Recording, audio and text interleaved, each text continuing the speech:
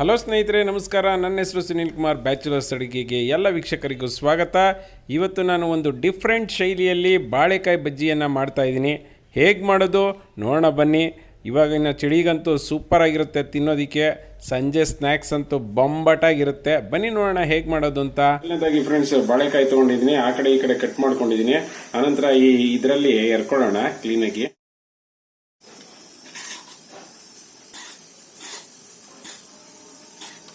ನೋಡಿ ಫ್ರೆಂಡ್ಸ್, ಇವಾಗ ಕ್ಲೀನಾಗಿ ಹಚ್ಚಿಟ್ಕೊಂಡಿದ್ದೀನಿ. ಇದನ್ನ ನೀರ್ಗೆ ಹಾಕಿ ಇಟ್ಕೋಬೇಕು. ಈಗ ಇದನ್ನ ಹಚ್ಕೊಳ್ಳೋಣ ಫ್ರೆಂಡ್ಸ್. ಜಾಸ್ತಿ ದಪ್ಪನೂ ಬೇಡ, ಜಾಸ್ತಿ ಸಣ್ಣನೂ ಬೇಡ, ಸ್ವಲ್ಪ ಮೀಡಿಯಂ ಆಗಿರ್ಲಿ. ನೋಡಿ ಫ್ರೆಂಡ್ಸ್, ನಿಮ್ಗೆ ಕಾಣಿಸ್ತಾ ಇದೆ ನೋಡಿ, ಇಷ್ಟು ತೆಳ್ಳಗಿದ್ರೆ ಸಾಕಿದು. ಇದಕ್ಕೆ ಸ್ವಲ್ಪ ಉಪ್ಪು ಹಾಕೊಳ್ತೀನಿ ಫ್ರೆಂಡ್ಸ್. ಏನಕ್ಕೆ ಅಂದ್ರೆ ಕನೆ ಹೋಗ್ಲಿ ಅಂತ. ಇದೊಂದು ಸ್ವಲ್ಪ ಕನೆ ಇರುತ್ತೆ ಅದಕ್ಕೆ. ಈಗ ಇದನ್ನ ಸೈಡ್ಗೆ ಎತ್ತಿಟ್ಕೊಂಡು ಪೇಸ್ಟ್ ರೆಡಿ ಮಾಡ್ಕೊಂಡು ಬರೋಣ ಬನ್ನಿ. ಒಂದು ಬೌಲ್ ತಗೊಂಡು ಬೌಲ್ಗೆ 1 ಕಪ್ ಅಷ್ಟು ಕಡಲೆ ಹಿಟ್ಟು ಹಾಕೊಳ್ಳೋಣ. ಅನಂತರ ಅದೇ ಕಪ್ ಮೆಜರ್ಮೆಂಟ್ ಅಲ್ಲಿ 1/4 ಭಾಗಕ್ಕಿಂತ ಸ್ವಲ್ಪ ಕಡಿಮೆ ಅಕ್ಕಿ ಹಿಟ್ಟು ಹಾಕೊಳ್ಳೋಣ. ಇದಕ್ಕೆ ನಾನು 1 ಟೀ ಸ್ಪೂನ್ ಅಷ್ಟು ಶುಂಠಿ ಬೆಳ್ಳುಳ್ಳಿ ಪೇಸ್ಟ್ ನ ಹಾಕೊಳ್ತಾ ಇದ್ದೀನಿ. ಇದಕ್ಕೆ ನಾನು 1 ಟೀ ಸ್ಪೂನ್ ಅಷ್ಟು ಕೆಂಪು ಮೆಣಸಿನಕಾಯಿ ಪುಡಿ ಹಾಕ್ತಾ ಇದ್ದೀನಿ. ನಿಮ್ಗೆ ಇನ್ನು ಖಾರ ಜಾಸ್ತಿ ಬೇಕು ಅಂದ್ರೆ ಕೆಂಪು ಮೆಣಸಿನಕಾಯಿ ಪುಡಿ ಇನ್ನೂ ಜಾಸ್ತಿ ಹಾಕೋಬಹುದು. ನಂತರ 1 ಚಿಟಿಕೆಯಷ್ಟು ಅರಿಶಿಣದ ಪುಡಿ ಹಾಕೊಳ್ತಾ ಇದ್ದೀನಿ. ನಾನು ಇದಕ್ಕೆ 2 ಚಿಟಿಕೆಯಷ್ಟು ಓಂ ಕಾಳನ್ನ ಹಾಕೊಳ್ತಾ ಇದ್ದೀನಿ. ಇದಕ್ಕೆ 2 ಚಿಟಿಕೆಯಷ್ಟು ಹಿಂಗ ಹಾಕೊಳ್ತೀನಿ. ನಂತರ ನಿಮ್ಗೆ ಎಷ್ಟು ರುಚಿಗೆ ಬೇಕೋ ಅಷ್ಟು ಉಪ್ಪನ್ನ ನೀವು ಹಾಕೋಬಹುದು. ಈಗ ಇದನ್ನ ಒಂದ್ಸಾರಿ ಡ್ರೈ ಮಿಕ್ಸ್ ಮಾಡ್ಕೊಳ್ಳೋಣ. ಹಾಗೆ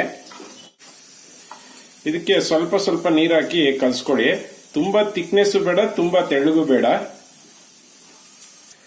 ಸೊ ನಿಮ್ಗೆ ತೋರಿಸ್ತೀನಿ ನೋಡಿ, ಈ ತರ ಕನ್ಸಿಸ್ಟೆನ್ಸಿ ಇದ್ರೆ ಸಾಕು. ಬೇಗನೂ ಬಿಡಬಾರ್ದು, ಹಾಗೆ ಕಚ್ಕೊಂಡು ಇರಬಾರ್ದು. ಆ ರೀತಿಯಲ್ಲಿ ಯಾಕೆಂದ್ರೆ ನಾವು ಈ ರೀತಿಯಲ್ಲಿ ಎತ್ತರಿದ್ರೆ ಈ ರೀತಿ ಅಂಟ್ಕೋಬೇಕು ಬಾಳೆಕಾಯಿಗೆ. ಆ ರೀತಿಯಲ್ಲಿ ಇರಬೇಕು.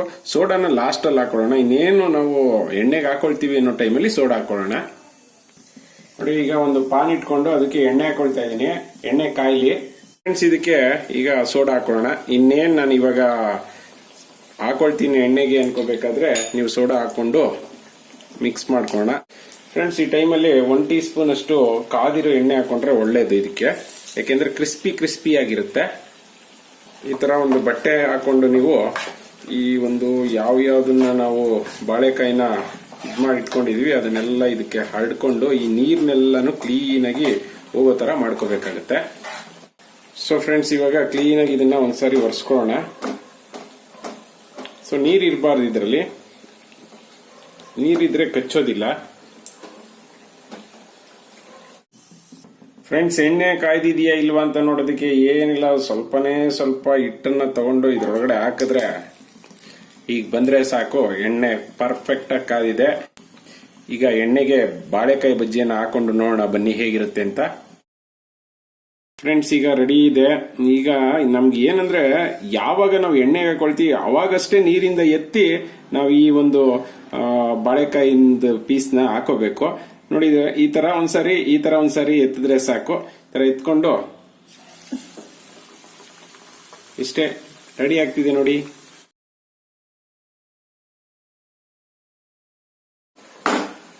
ಫ್ರೆಂಡ್ಸ್, ಈ ರೀತಿಯಲ್ಲಿ ಒಂದ್ಸತಿ ಬೆಂದ್ಮೇಲೆ ಇನ್ನೊಂದ್ ಸೈಡ್ ಕೂಡ ತಿರುಗಿಸ್ಕೋಬೇಕಾಗುತ್ತೆ. ಸೊ ಇವಾಗ ನೋಡಿ ಎಲ್ಲ ಚೆನ್ನಾಗಿ ಬೆಂದಿದೆ. ಇವಾಗ ಎಲ್ಲಾನು ಒಂದೊಂದೇ ಎತ್ಕೊಳ್ಳೋಣ.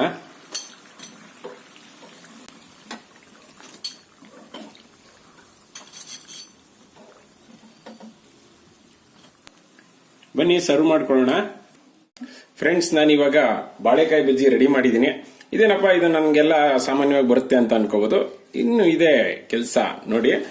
ಈಗ ನಾನಿಲ್ಲಿ ಇನ್ನೊಂದು ಸ್ಟೆಪ್ ಆಗಿ ಈರುಳ್ಳಿ ಇಟ್ಕೊಂಡಿದ್ದೀನಿ, ಮತ್ತೆ ಟೊಮೊಟೊ ಸಾಸ್ ಇಟ್ಕೊಂಡಿದ್ದೀನಿ. ನಂತರ ಒಂದು ಅರ್ಧ ಚಮಚದಷ್ಟು ಕೆಂಪು ಮೆಣಸಿನಕಾಯಿ ಪುಡಿ ಇಟ್ಕೊಂಡಿದ್ದೀನಿ. ಈ ಕೆಂಪು ಮೆಣಸಿನಕಾಯಿ ಪುಡಿಗೆ ಸ್ವಲ್ಪ ನಿಮ್ಗೆ ಎಷ್ಟು ಬೇಕು ರುಚಿಗೆ ಅಷ್ಟು ಉಪ್ಪನ್ನ ಹಾಕೊಳ್ಳಿ. ಚುಟ್ಕಿಯಷ್ಟು ನೀವು ಚಾಟ್ ಮಸಾಲಾನ ಹಾಕೊಳ್ಳಿ. ನೋಡಿ, ಹಾಕೊಂಡು ಎತ್ಕೊಂಡಿದ್ದೀನಿ. ಇದನ್ನೆಲ್ಲ ಮಿಕ್ಸ್ ಮಾಡೋಣ ಮೂರನ್ನು ಕೂಡ. ಈಗ ಇದಕ್ಕೆ ಈರುಳ್ಳಿ,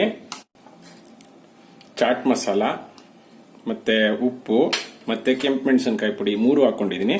ಇದನ್ನು ಕ್ಲೀನ್ ಆಗಿ ಮಿಕ್ಸ್ ಮಾಡೋಣ. ನಂತರ ಫ್ರೆಂಡ್ಸ್, ನಿಮಗೆ ಇದಕ್ಕೇನೆ ಬೇಕಂದ್ರೆ ಕೊತ್ತಂಬರಿ ಸೊಪ್ಪನ್ನ ಕಟ್ ಮಾಡಿ ಇಟ್ಕೋಬಹುದು. ಹಾಕೊಂಡು ಮಿಕ್ಸ್ ಮಾಡ್ಕೋಬಹುದು. ಬಟ್ ನಾನು ಆ ನಂತರನೇ ಹಾಕೊಳ್ತೀನಿ, ಯಾಕೆಂದ್ರೆ ನೋಡೋದಿಕ್ ಚೆನ್ನಾಗಿ ಕಾಣಿಸುತ್ತೆ ಅಂತ. ನಂತರ ಫ್ರೆಂಡ್ಸ್, ಒಂದು ಯಾವ್ದಾದ್ರು ಒಂದು ಬಜ್ಜಿನ ತಗೊಂಡು ಅದನ್ನ ಮಧ್ಯದಲ್ಲಿ ಓಪನ್ ಮಾಡ್ಕೊಳ್ಳಿ. ನೋಡಿ, ನಾನು ಓಪನ್ ಮಾಡ್ಕೊಂಡೆ. ನಂತರ ಸ್ವಲ್ಪ ಅಗಲ ಮಾಡಿಬಿಟ್ಟು ನೀವು ಇದ್ರೊಳಗಡೆ ಇದನ್ನ ತುಂಬಿಸ್ಕೋಬೇಕಾಗುತ್ತೆ. ಇಲ್ಲ ಬೇಡ, ನನಗೆ ಈ ತರ ಇಷ್ಟ ಇಲ್ಲ ಖಾರ ಹಾಕೋದು ಅಂದ್ರೆ ನೀವು ಬೇಕಂದ್ರೆ ಹಸಿರು ಮೆಣಸಿನಕಾಯಿ ಖಾರನ ಕೂಡ ಬಳಸ್ಕೋಬಹುದು. ಇದಕ್ಕೆ ಜಾಸ್ತಿ ಏನ್ ಬೇಕಾಗಿಲ್ಲ, ಸ್ವಲ್ಪ ಹಾಕೊಂಡ್ರೆ ಸಾಕು. ಸ್ವಲ್ಪ ಹಾಕೊಂಡು ನೋಡಿ, ಕೊತ್ತಂಬರಿ ಸೊಪ್ಪನ್ನ ಜಸ್ಟ್ ಈ ರೀತಿಯಲ್ಲಿ ಪುಲ್ ಮಾಡಿದ್ರೆ ಸಾಕು. ಯಾಕೆಂದ್ರೆ ಅದೊಂಥರ ಸ್ಮೆಲ್, ಅದರ ಒಂದು ರಾ ಸ್ಮೆಲ್ ಚೆನ್ನಾಗಿ ಕಾಣಿಸುತ್ತೆ. ನಂತರ ನೀವು ಇದೇ ಚಾಕುಲಿ ಈ ತರಹ ಸ್ವಲ್ಪ ಇದನ್ನ ತಗೊಂಡು ಈ ತರ ಒಳಗಡೆಗೆ ಹಾಕೊಳ್ಳಿ. ಸಾಸ್ನ ಸಖತ್ತಾಗಿರುತ್ತೆ ತಿನ್ನೋದಿಕ್ಕೆ. ಫ್ರೆಂಡ್ಸ್, ಪ್ರತಿ ವಿಡಿಯೋದಲ್ಲೂ ಕೂಡ ನಾನು ಫಸ್ಟ್ ಕಾಮೆಂಟ್ ಹಾಕುವಂತಹ 3 ಜನರ ಹೆಸರನ್ನ ನಾನು ಇಲ್ಲಿ ಹೇಳ್ತೀನಿ. ಹಾಗೆ ಆ ಕಾಮೆಂಟ್ಗಳಲ್ಲಿ ತುಂಬಾ ಒಳ್ಳೆ ಸಜೆಷನ್ನು ಅಥವಾ ತುಂಬ ಒಳ್ಳೆ ಒಂದು ಇಷ್ಟ ಆಗುವಂಥ ಕಾಮೆಂಟ್ ಇದ್ದರೆ ಅವರ ಹೆಸರು ಮತ್ತು ಆ ಕಾಮೆಂಟ್ನ ಓದಬೇಕು ಅಂತ ಅಂದ್ಕೊಂಡಿದ್ದೀನಿ. ಮೊದಲನೇದಾಗಿ ಅರ್ಚನಾ ಕಲ್ಪನಾ ಅವರು ಮೊದಲನೇ ಒಂದು ಕಾಮೆಂಟನ್ನು ಹಾಕಿದ್ದಾರೆ, ಅವ್ರಿಗೆ ನಮಸ್ಕಾರ. ಮತ್ತು ಪಲ್ಲವಿ ಪ್ರಕಾಶ್ ಅವರು ಮೆಸೇಜ್ ಹಾಕಿದ್ದಾರೆ. ಪಲ್ಲವಿ ಪ್ರಕಾಶ್ ಅವರು ಪ್ರತಿಯೊಂದಕ್ಕೂ ಮೆಸೇಜ್ ಹಾಕ್ತಾರೆ, ಅವ್ರಿಗೂ ನಮಸ್ಕಾರ. ಮತ್ತು ಶಿಲ್ಪಾ ಶ್ಯಾಮ್ ಅನ್ನೋರು ಮೆಸೇಜ್ ಹಾಕಿದ್ದಾರೆ, ಅವ್ರಿಗೂ ನಮಸ್ಕಾರ. ಒಂದು ಒಳ್ಳೆ ಕಾಮೆಂಟ್ ಆಗಿ, ಒಂದು ಒಳ್ಳೆ ಸಲಹೆ ಆಗಿ ಶೀಲಾ ಪಿ ಅನ್ನೋರು ಕೊಟ್ಟಿದ್ದಾರೆ. ಏನಪ್ಪ ಅಂದರೆ, ಶೀಲಾ ಪಿ ಅವರು ಹೇಳಿದ್ದಾರೆ, ನಮ್ಮ ಅಣ್ಣ ಅಂಬರೀಷ್ ಅಣ್ಣವ್ರನ್ನ ನೆನಪಿಗೋಸ್ಕರ ಒಂದು ವಿಡಿಯೋ ಮಾಡಿ, ಅಂಬರೀಷ್ ಅಣ್ಣನ ನೆನಪು ಅಂತಲೇ ಅದಕ್ಕೆ ಹೆಸರಿಡಿ ಅಂತ ಹೇಳಿದ್ದಾರೆ. ತುಂಬಾ ಇಷ್ಟ ಆಯಿತು. ಇವತ್ತಿನ ಪ್ರಶ್ನೆ ಏನಪ್ಪ ಅಂದರೆ, ಈ ಒಂದು ಬಜ್ಜಿಗೆ ಯಾವ ಮೆಣಸಿನ ಖಾರ ಹಾಕಿದ್ರೆ ಚೆನ್ನಾಗಿರುತ್ತೆ ಅನ್ನೋದನ್ನ ನನಗೆ ಕಾಮೆಂಟ್ ಬಾಕ್ಸಲ್ಲಿ ಹೇಳಿ.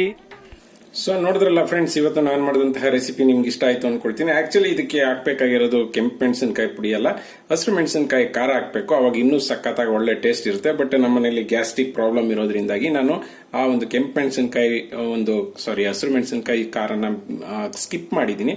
ಸೊ ಇವತ್ತು ನಾನು ಮಾಡಿದಂತಹ ವಿಡಿಯೋ ನಿಮ್ಗೆ ಇಷ್ಟ ಆಯ್ತು ಅನ್ಕೊಳ್ತೀನಿ. ಇಷ್ಟ ಆಗಿದ್ರೆ ಲೈಕ್ ಬಟನ್ ನ ಹಿಟ್ ಮಾಡಿ, ನನ್ನ ಚಾನಲ್ಗೆ ಸಬ್ಸ್ಕ್ರೈಬ್ ಆಗೋದನ್ನ ಮರಿಬೇಡಿ. ಜೈ ಹಿಂದ್, ಜೈ ಕರ್ನಾಟಕ ಮಾತೆ.